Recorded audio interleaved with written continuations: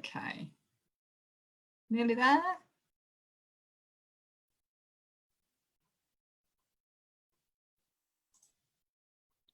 And we're live. Hello, everybody in Helping the World Sleep Better. Yes, I have streamed into the right group. That could have been interesting. Yes, I have. We just had some technical issues at this end, but as myself and Loretta have just been having a laugh and a joke, Mercury retrograde, this is just getting us ready. So for everybody who is going to be joining us live, just waiting for a couple of you to join. As you know, I'm always like you to share who you are and where you're from in the world so that my guests can say hello to you. We welcome back tonight Loretta, but it's actually this morning for Loretta in Africa, South Africa. So welcome back again, Loretta. Thank you so much for coming back and sharing your awesomeness with us. Oh, thank you, Emma.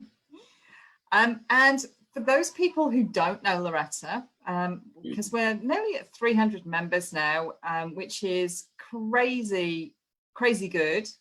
This just started off as, hi there, whoever's joined us. This started off as a response, a public response, a personal pledge whilst we're in COVID-19 lockdown. And as a number of us have experienced this week, we are now starting to have restrictions lifted or all over the different regions in the world.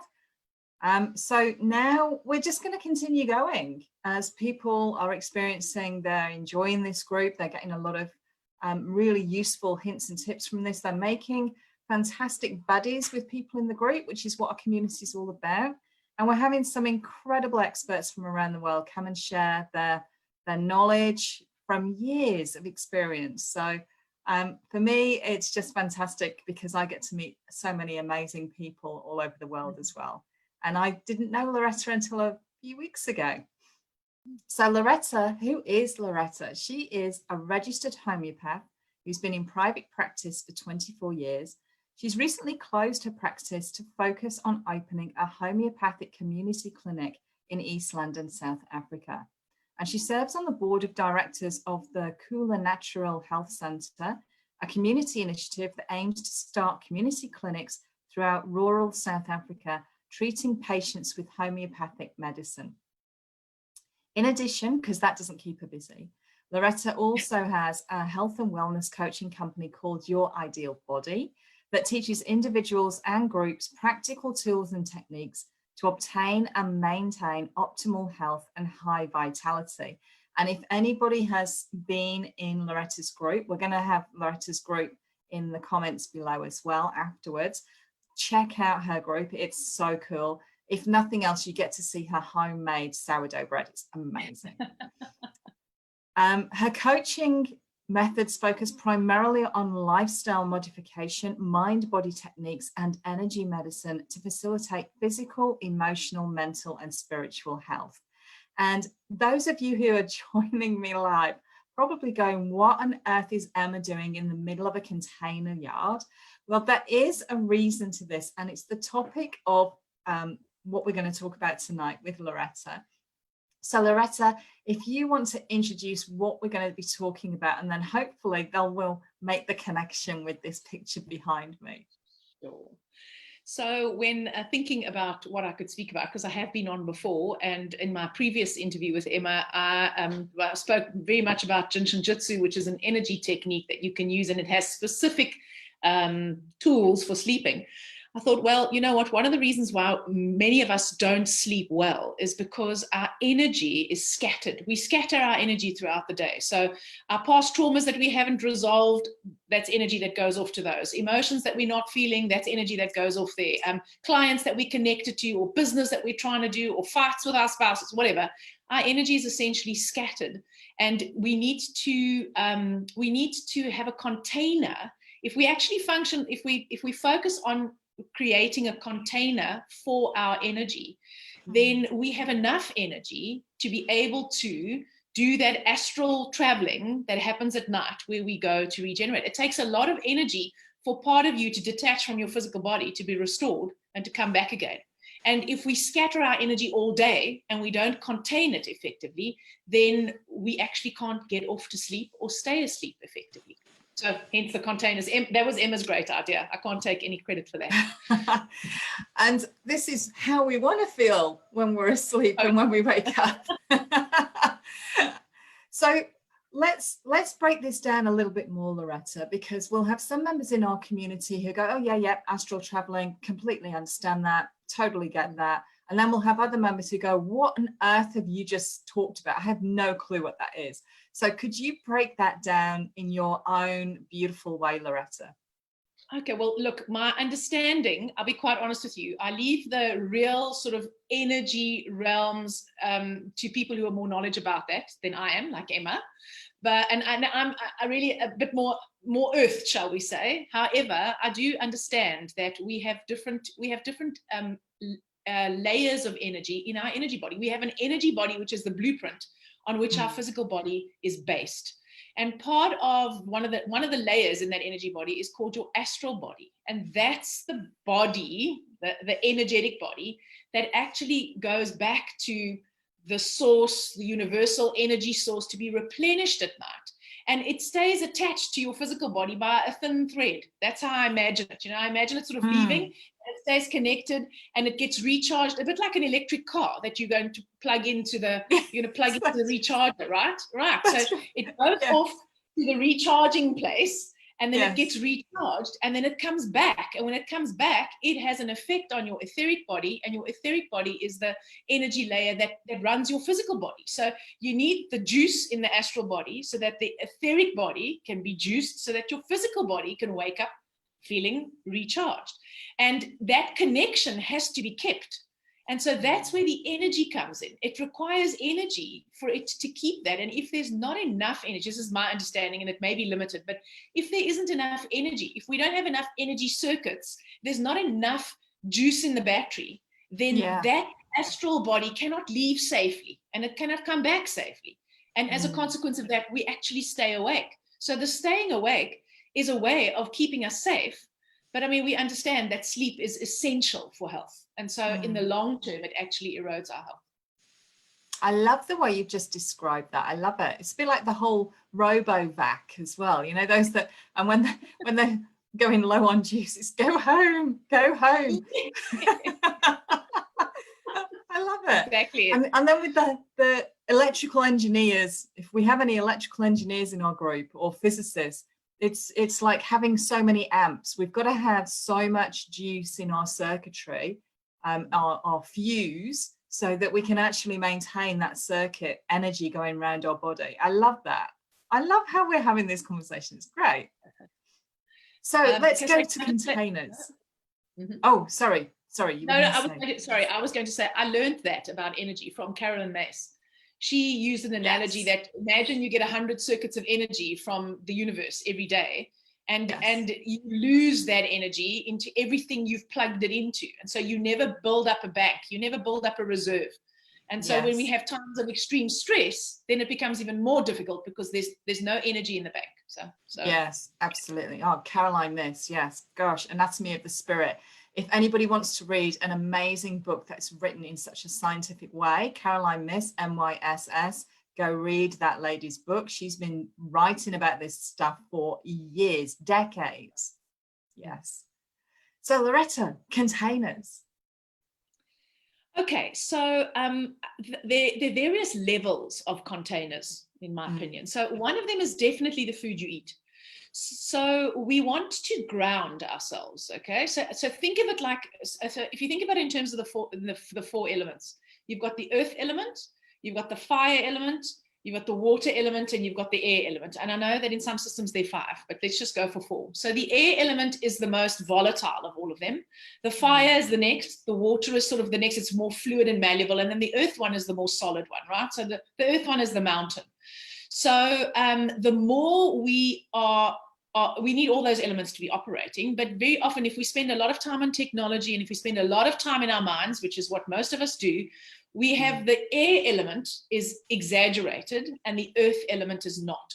So for me, containers revolve around how can you introduce or make sure that you have that grounding, earthing influence happening, because the air influence is going to be happening all the time. And in fact, so is the water is going to be the emotion, the fire is going to be your drive and your creativity, and the air is going to be all your thinking, all right? And the earth is going to be, what are you practically doing? So in terms of containing, in terms of the earth element, certain foods can definitely ground you more. So proteins, for example, are more grounding than leafy greens. Now, that doesn't mean you shouldn't be eating leafy greens. It just means that if you're feeling particularly all over the shop, only having fruit and, let's say, raw vegetables is going to increase that. In Ayurvedic medicine, they call that the vatanus, you know? It makes you more vata. In Chinese medicine food system, those are yin foods. So you actually want more yang foods. If you're feeling very yin, you want more yang foods. So that are things like root vegetables are yang in terms of vegetables. Cooked root vegetables make them even more yang. Proteins are yang. So whether those are plant proteins like nuts or legumes, or if you do eat animal proteins, whether they're animal proteins. So if we focus on what we're eating in terms of our nutritional balance, not just in terms of nutrition, but also in terms of elemental balance, we can be more earthed. Then there's, of course, the practice of grounding or earthing, you know. So grounding literally is putting your feet on the ground. So most of us, I'm sitting in my house and the foundation is cement and it's got tiles, and I am not actually connected to the earth right now, and I'm speaking to you in this virtual world. So literally taking your shoes off and walking on the sort of damp grass, because it helps to conduct it better. It helps to release those excess, I think they're positive ions. I can never remember if it's the positive ions that Positive are the bad or ones. negative. Or Yeah, positive, basically isn't it? Yeah, so it's like earthing an appliance.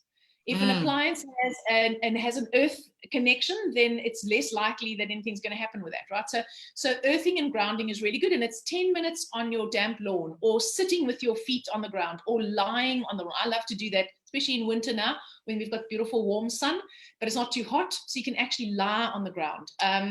Pets can be really grounding as well. So lying on the lawn with your dog, more grounding maybe. So that's another way that we can do it. We can also ground ourselves through exercise. So exercise helps to ground you in your body. So your body in the cosmos represents the earth element, essentially. So very often we're very in our heads, we've got lots of adrenaline coursing around. If we exercise, we help to remove those hormones that actually activate our nervous system more, and it creates a container again. So one would imagine that exercise makes you expend a lot of energy, and it does. It makes you expend energy in terms of calories, but it at the same time lands you in your body. It's very difficult for you to be solving calculus when you're doing high intensity push-ups.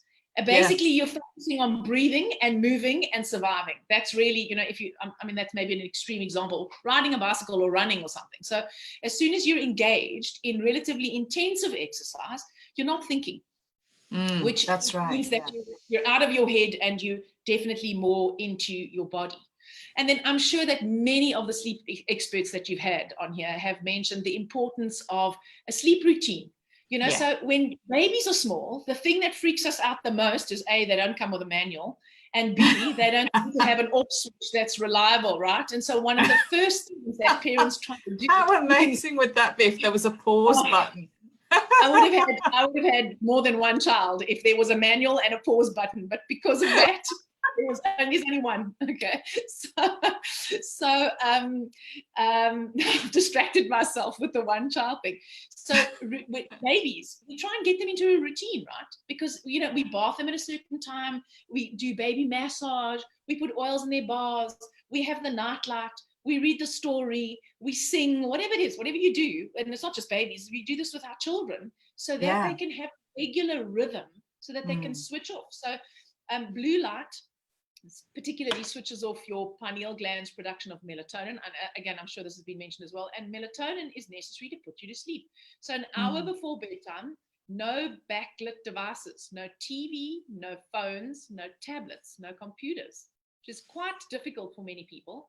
If you can't manage an hour, 45 minutes, because what that does is it allows your pineal gland to start producing that melatonin, which helps to put you to sleep. And then a routine. Humans, we think that we are, because we're technologically so advanced and we're so smart, that we're not actually part of nature. But of course we're part of nature. And nature has a rhythm. And rhythm provides routine, and it helps to ground us.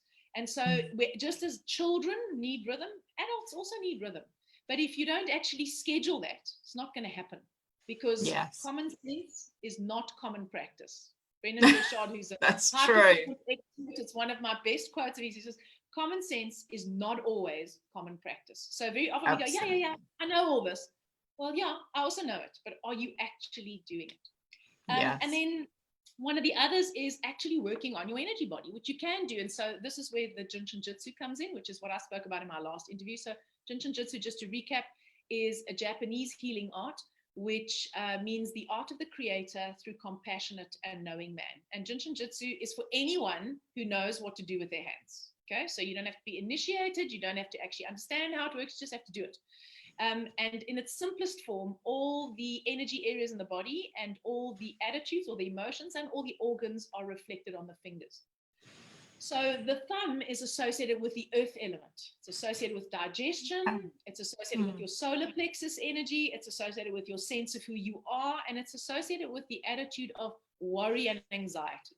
So just by gently wrapping the fingers of one hand around the thumb of the other, with some awareness, okay, so I'm holding my thumb, balancing my earth energy. If you can be quiet and if you can focus on your breathing, better still. But if you're watching TV and you're holding your thumb deliberately, it will also have an effect. When you can manage the energy that way, it also helps to contain it more. So you've scattered it, and then maybe at lunchtime for 20 minutes, you sit down and you hold your thumb. When you're doing your meditation, you can hold a thumb like you would hold a mudra, all right? So there are many ways that you can incorporate that, but that also helps you to actually contain your energy. And then my favorite Jinshin Jitsu of all time, which is the one that helps for sleep the most, because it helps to pull all those attachments that we're scattering out into the universe, all those circuits of energy that are going out, it helps to bring them all back, is called the Jinshin Jitsu Big Hug. So you place your thumbs on the front of your chest, you cross your hands over your chest, and your fingers are underneath your armpits, and you'll see that your fingertips are resting here on your lat, right? Just on the edge of your lat. And that's where safety energy lock number 26 is. And 26 means total and complete. It's the last of the energy locks. And interestingly enough, I know I'm digressing here, you can stop me, but someone told me, someone sent me a clip about in the Hasidic Jewish tradition, the name of God, the way it's said, Yahweh, is numerologically, it adds up to 26. 26 means in Jinshin Jitsu, that which was, that which is, and that which always will be, which is how I understand God to be. And so when you're holding the front of the chest, you're opening the heart. You're holding what was called safety energy lock number 13, which is about loving your enemies and loving yourself. And you're holding the safety energy lock, which is total and complete. So it takes all your scattered emotional energy and brings it back. And it actually creates that container for you. So if you do the Jinshin Jitsu Big Hug and you focus on your cycles of breath, inhalation and exhalation is obviously one. And you count 9 cycles. If you can do 9, try to go for 18. If you can do 18, try to go for 27. And if you can do 27, try to go for 36. So 36 aware and conscious breaths are all that is required for perfect health, wealth, and happiness, says one of the founders of Jinshin Jitsu. So, and I have found that to be true. And I love all of the numbers in this. I'm a massive sacred geometry, like I'm research nerd into all of this. I love the whole 9 things as well. And I love the numbers and I love the cycles, because as you say, whether we like it or not, we are in part of the nature cosmos. And we see these numbers all around us. We see it in nature, we see it in flowers, we see it in petals. So why on earth would we not actually be taking part in some of those cycles that have proven to be working for quite a long time in nature? Quite a long time. Quite a long time. I love that. I love this. And I'm just reflecting on the colors that we're wearing today as well. When you're talking about earth energy, and I'm wearing red. So I obviously, when I woke up this morning, subconsciously, I did not even know this, but I was feeling I need to be earthed today. And we were talking about that just before we came on. Yeah, I've got red shoes on. You've got red shoes on, there we go. My shoes are red. Yeah, you can't see my shoes. My daughter said to me this morning, why are you bothering putting on normal pants and shoes? You could just be wearing track pants. No one would see. I was like, no, man, you can't do that. I happen to be wearing red shoes. I love that. I love that. So look, for anybody who's watching right now, if you've got any comments, thoughts, questions around this whole container philosophy that Loretta is sharing with us, what does that make sense to you? Do you go, gosh, yeah, sometimes I just feel as though my energy's being pulled away from me and I am feeling a bit all over the place, not physically, but like, oh, my mind's over here, my body's over here, this energy's over there. Is any of this like ringing true for you? And that whole getting ready for sleep and how you manage your containers and this beautiful routine of, exactly the way you did with maybe your children, if you have children, or the way that if you've got pets, you've got furry ones, they know, they don't have a watch on, but they know when they come to you, when they know it's dinner time. How do they do that? They've got a rhythm, they've got a practice. So how's all of this like ringing true for you around how do you think your containers are going right now? Do you think there's some scattering going on, or do you think you're quite centered? Any comments at all, please let us know. Loretta's here. She's here to answer your questions. We've got some shy people on tonight, Loretta. Really shy. They're not talking to us, but that's okay. Just post below afterwards, put #replay so that we know that, yes, you have got a question and you want to let us know what's been useful to you. And then Loretta can come back and answer you, because obviously Loretta is coming and sharing her time with us from her own really busy environment that she has. So I would love for you to all engage with Loretta afterwards and just let her know. And Loretta, what we're going to do is you're going to pop the name of your group as well, in case anybody from here wants to come over, and because your food just looks incredible that you are baking over there. And she's making homemade vegan cheese and all sorts of things, homemade sourdough bread. And as Loretta said, that's right. If my day job doesn't pan out, I'm going into food. Absolutely. I would be first on there for the recipes. And as Loretta says, she's been doing this way before COVID-19. So it's not just a fad that's just started since March. So thank you once again, Loretta, for coming and sharing your expertise and your amazing, gorgeous view on all of this and how to help us all achieve a good night's sleep. It's always a pleasure to speak to you. Thank you so much. Thank you so much for having me. I really, really appreciate it. Okay, I'll see you soon. Bye.